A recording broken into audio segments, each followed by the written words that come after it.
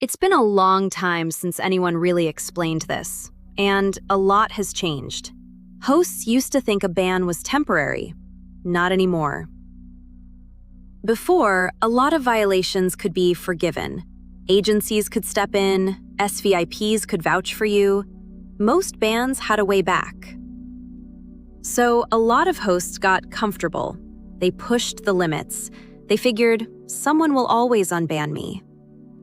But that privilege got taken advantage of, and Bigo enforced the rules harder than ever.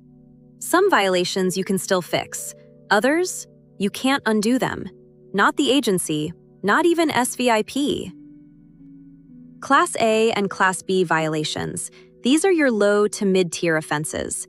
The good news? These can still be unbanned. Your agency or an SVIP can step in and help you get back on.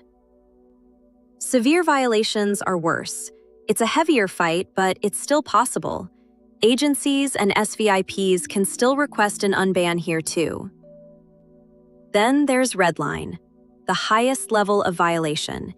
And this is where everything changes, because no agency, no SVIP, nobody can unban you. RedLine 1, Bottomline violation.